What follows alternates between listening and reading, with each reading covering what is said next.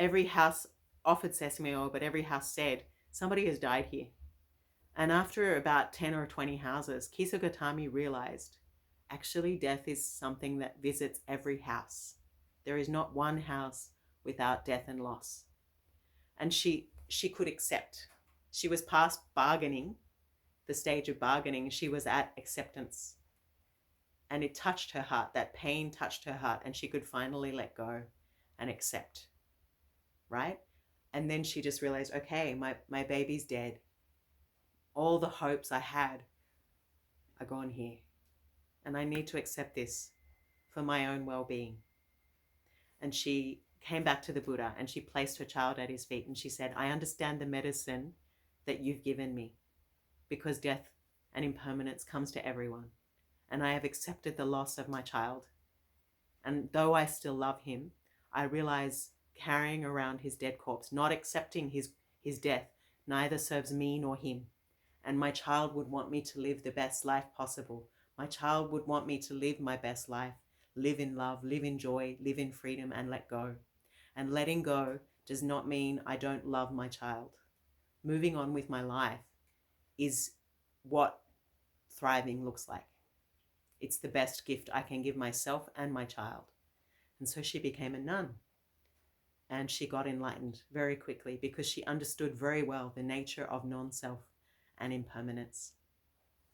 Buddhism says the nature of the self is like an onion, and it's made of the 5 skandhas: form, feeling, discrimination, mental factors, and consciousness.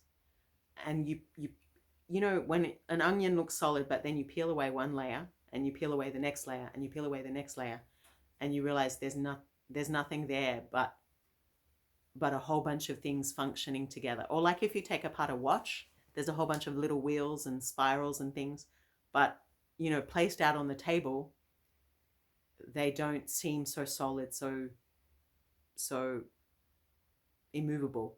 They are only cause and conditions, arising, abiding, and dissolving. So Kisa Gotami had a deep insight into the nature of non-self and impermanence, and her suffering, her grief, became the cause of her liberation.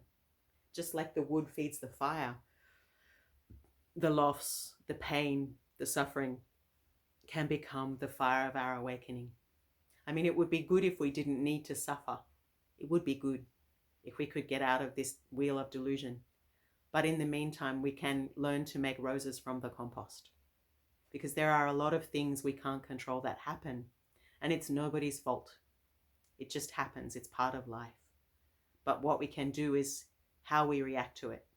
Can we react with grace? Can we let go at the right time? Once we've fully understood what it is we've been holding on to and why, and how holding on to something that is gone can be a lot more suffering than letting go. So sometimes letting go is an act of love, an act of self-care. Yeah. So anger at betrayal or humiliation, you know, forgiveness and understanding are such a much better option. And even, you know, even if you don't need to forgive someone, but you can say, I'm not renting out space to you in my head anymore, because I deserve better than that. So thank you for showing me what I don't deserve. And now I can move on. Thank you for showing me what I do deserve and what I want. I don't want the abuse you gave me. I want something better. And I'm not going to compromise from that from now on. I'm not going to make the same mistake twice. You know? So let go of ways of thinking and behaviors that may be damaging, even if they're comforting. You know, like getting drunk or, you know, destructive, abusive, disconnected sex, or overeating, or drugs, or whatever it is that we do that comforts us, that isn't good for us, is something we need to examine, you know, and we need to examine why. Because even in Alcoholics Anonymous and addictive services, they'll say it's not the drug, it's the pain beneath that they're trying to numb. So why are you drinking? Why are you running towards people that treat you like garbage? Why are you, you know, unable to let go of this pain? because this pain is something, not nothing. And we think this pain means I love my partner. The fact that I'm holding on to this grief means I love them. But they don't need you to hold on to pain to show that you love them. They need you to thrive. They need you to... Moving on doesn't mean you're betraying the one you loved or the one you lost. Moving on is honoring their memory by living the best life